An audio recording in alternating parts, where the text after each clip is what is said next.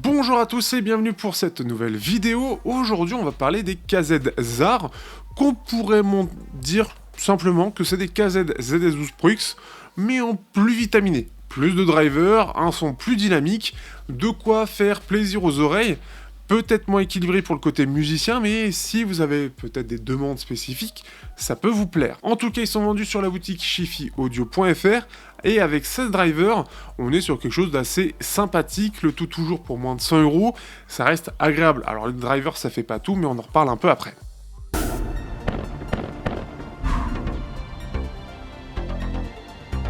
Au niveau du design, alors le packaging KZ, c'est un peu comme d'habitude. On a une boîte très basique avec juste les intras, le câble et les embouts de base KZ Starline. Et c'est à peu près tout. Là où plein d'autres acteurs ont tendance à mettre beaucoup de choses différentes, ici, bon, c'est le minimum, l'essentiel. C'est pas si mal, mais en termes d'expérience d'unboxing et surtout en termes de choix en sortie de boîte, c'est très limité. Alors parlons des intras, ceux-là sont, alors pour le coup pas en métal, on est sur du côté plastique, mais très agréable et confortable d'une part, et de l'autre transparent. Donc on peut voir toute la configuration à l'intérieur, on peut voir que c'est bien ramassé entre eux. Là-dessus, la faceplate c'est aussi du plastique avec un côté un petit peu gris mais très basique. Ça reste pas semi-ouvert par contre en comparaison des KZ ZS12 qui eux ont un côté semi-ouvert, et ce qui fait que c'est plutôt pas mal sur le confort et sur le côté visuel, c'est réussi comme d'habitude. Rien de spécial puisque c'est souvent un corps qui est recyclé, une faceplate qui diffère pour montrer la différence de modèle. On est sur du 2 pins QDC pour la connexion avec le câble, donc ça peut un petit peu casser avec le temps, c'est moins bien que du 2 pins classique, mais au moins ça tient bien et ça se décolle pas facilement. C'est un choix, globalement moi ça va, mais pour certaines personnes notamment dans le Discord, c'est quelque chose qui a tendance à casser et parfois vraiment casser complètement. Donc attention à ça, c'est vraiment pas parfait, c'est pour ça qu'il vaut mieux avoir du 2 pins classique, comme ça a tendance à mieux tenir. Le plus gros souci en général, c'est plus qu'à force ça se détend et donc le 2 pins tient moins bien. Donc deux choix différents. Au-delà de ça, le câble lui est une vraie évolution par rapport au KZ que l'on a d'habitude, puisque d'habitude on a un KZ avec un espèce de double truc très basique, un câble vraiment basique dans sa proposition. Ici on est sur un câble tressé et qui est vraiment qualitatif, qui est souple, qui est facile à ranger. Donc ça c'est vraiment bien. La version qu'on propose nous est sans micro, donc ce qui fait que vous avez ce choix, mais pas chez nous, il n'y en avait pas à ce moment-là.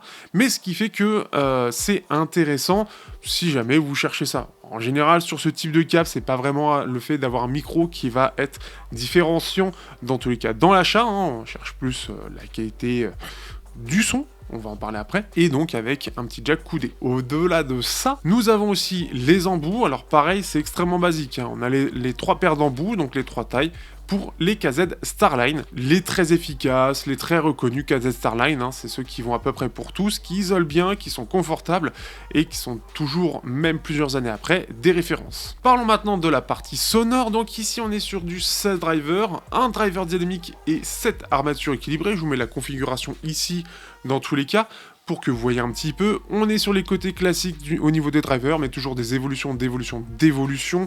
Donc ça, c'est KZ tout craché. Avec donc 8 drivers par côté, on a droit à un son qui est un petit peu plus sympathique et un peu plus technique que ce que proposent les KZ ZS12 Pro X, qui eux ont 6 drivers par côté. Et ce qui fait qu'on se retrouve ici avec une signature qui est un peu plus fun que les KZ ZS12, qui eux sont plus dans l'équilibre pour le coup. Là, les arts, c'est plus dans allez, on lâche un petit peu tout et on fait tout à fond. En gros, c'est une signature en V, donc c'est-à-dire qu'on a des basses et des aigus relevés de façon assez linéaire, donc vraiment comme un V avec des médiums qui sont un peu en retrait. Dans l'idée, on va avoir une basse qui va très bien s'exprimer, qui va avoir une belle profondeur, puisque vraiment jusque dans la sous-basse, on a quelque chose qui s'exprime bien, et ce qui fait que notamment pour du métal ou de l'électro, c'est vraiment très agréable et très fun. On a quelque chose qui va vraiment vibrer, et pour ceux qui sont fans de basse, clairement déjà, vous allez clairement vous amuser. Les voix, elles, vont être un peu plus distantes forcément, mais par contre, elles restent tout à fait audibles. Elles sont un peu plus chaleureuses, et ce qui fait que si vous aimez les voix un peu chaudes, mais un peu en retrait, tout en restant audibles et intelligibles, c'est vraiment pas mal. Parfois, on va avoir aussi un petit peu plus de sibilance si vous êtes à haut volume, puisque les aigus vont aussi s'imbriquer dedans, et donc dans certaines voix, on va sentir que parfois ça accroche un peu. Des aigus qui, eux, justement, comme il y a pas mal de drivers vont avoir pas mal de détails. Parfois, on va avoir un côté presque effet bouilli, là où on sent que techniquement ça suit pas. Ici, on tend que ça suit presque, et ce qui fait qu'on a presque l'impression que c'est assez détaillé, mais on sent les limites globalement. On sent que les aigus s'expriment plus, et ce qui fait que ça peut être un petit peu plus agressif aussi. Et forcément, on a le pic de clarté un peu classique qui s'entend un petit peu, surtout que quand on a plus de drivers que les ZS12, pour ceux qui ont l'habitude, en gros c'est une grosse comparaison avec les ZS12, eh bien ça va s'entendre plus, donc ça va être un peu plus fatigant aussi. Heureusement, c'est compensé par des basses qui sont un peu plus en avant, donc on va peut-être parfois mettre un peu moins de volume, mais globalement on entend tout assez bien, c'est juste qu'on a un côté un peu plus distant au niveau des voix. Globalement, ça va vraiment être orienté pour ceux qui apprécient les signatures dynamiques, donc le côté basse en avant et aigu en avant, et pour notamment les styles de type métal, où ça marche très bien, de l'électro, mais par contre pour des styles on va plus chercher de l'équilibre, voire du neutre, de type classique, ou de la dub et trip hop, ou de l'ambiance, donc ça c'est ce que j'ai dans les playlists en description, donc n'hésitez pas à suivre si jamais, eh bien ça va être un peu moins bien, on va avoir un côté un peu moins subtil, des basses qui vont un peu trop s'exprimer, des aigus qui peuvent être un peu trop agressifs, des voix, des médiums qui vont manquer un petit peu de présence, qui vont manquer un petit peu de ce côté où on a cet équilibre avec une basse un petit peu plus légère.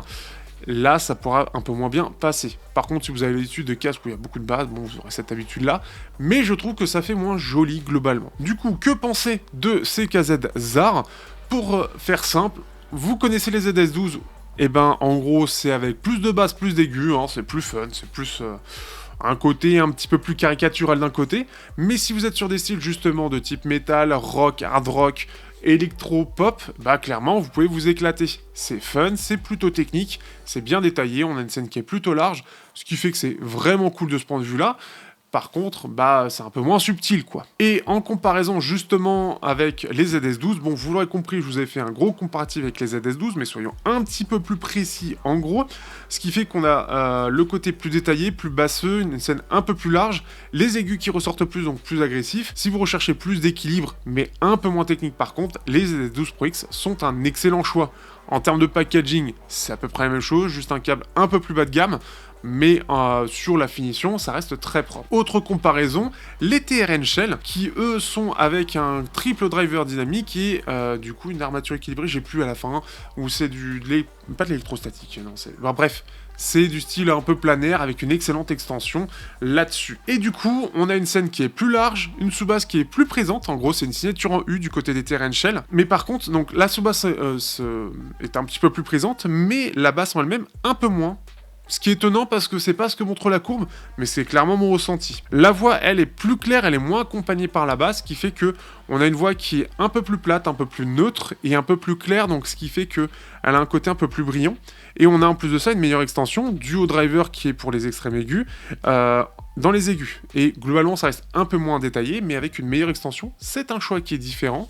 Ce qui fait que les TRN Shell sont vraiment sur ce côté un peu neutre, mais avec une bonne présence des sous-basses et une bonne présence des extrêmes aigus. Typiquement une signature en U. Donc c'est un peu un choix différent, notamment pour le côté un peu plus polyvalent quand même des shells, un peu plus froid. On a un côté un peu plus neutre, un peu plus froid par rapport aux ZAR. Donc un choix différent. Donc en tout cas les ZAR, c'est vraiment pour se faire plaisir, pour du fun, pour de la basse. Pour le côté fun de ce que vous écoutez, si vous êtes vraiment dans le style dynamique, bah ça c'est typiquement pour ça, et donc vous pouvez vous amuser. Du coup, n'hésitez pas à liker, partager, commenter, si vous avez des questions, n'hésitez pas, et on se dit à bientôt pour de prochains tests sur la chaîne.